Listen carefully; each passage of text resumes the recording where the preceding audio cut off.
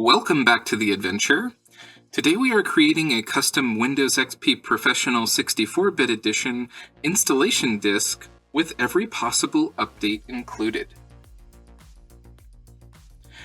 To get started, we need to source an installation disk image. This website looks safe enough. Let's give it a try. The download will take several minutes to complete. Once the download finishes, we can check the MD5 hash by going to MD5 Online. Scanning the file and generating the hash is another process that can take several minutes to complete.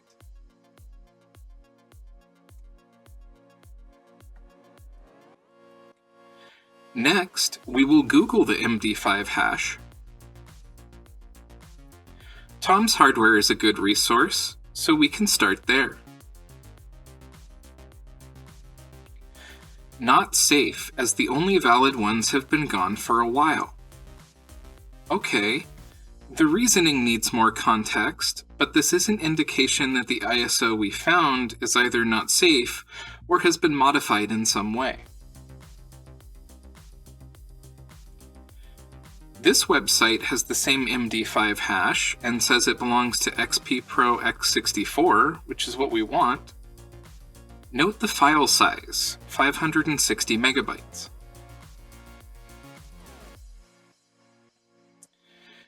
This website has a number of known good hashes for installation disk images.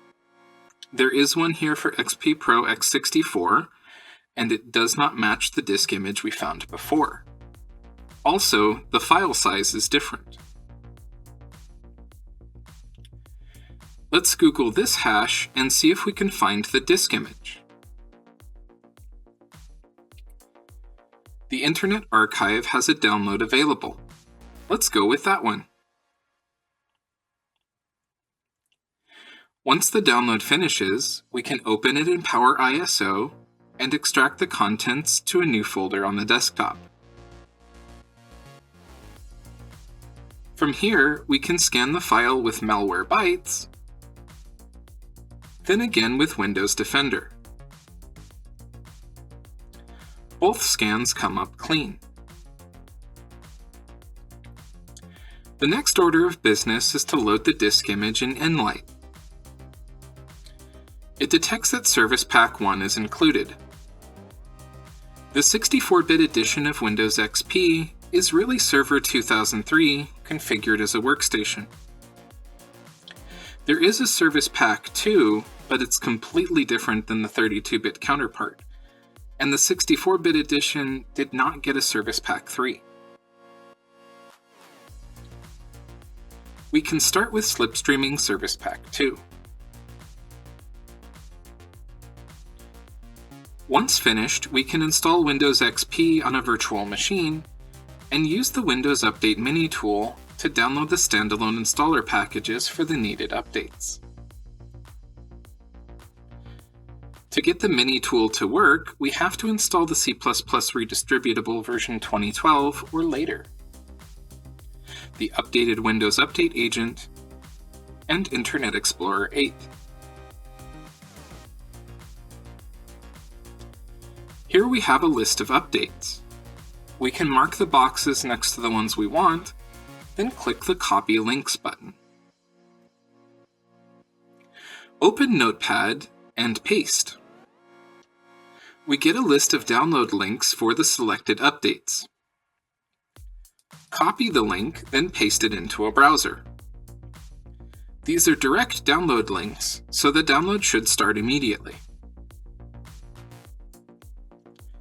Once all of the updates are downloaded, we can drag and drop them to a new folder on the host PC's desktop. After the transfer completes, open Nlight and load up the disk image.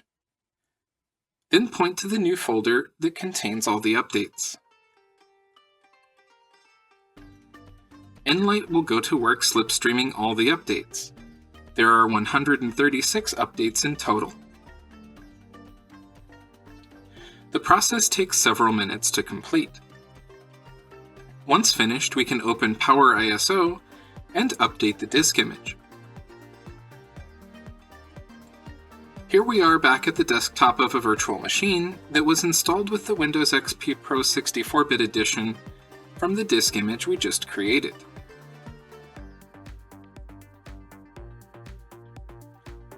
We can start the proxy and open the Windows Update mini tool. From here, start the check for updates. It finds 2 updates for .NET Framework and 2 drivers. We have .NET Framework 4.0 installed, so these updates are not needed. As mentioned previously, the 64-bit edition of XP is Server 2003 in workstation mode. While the updates from the POS-ready version of XP will not work, there are a number of updates from Server 2003 that will. Here is a list of those updates. Most of these updates were released after support ended for XP in 2014. This page conveniently has download links for all of these updates, so we can download them one by one.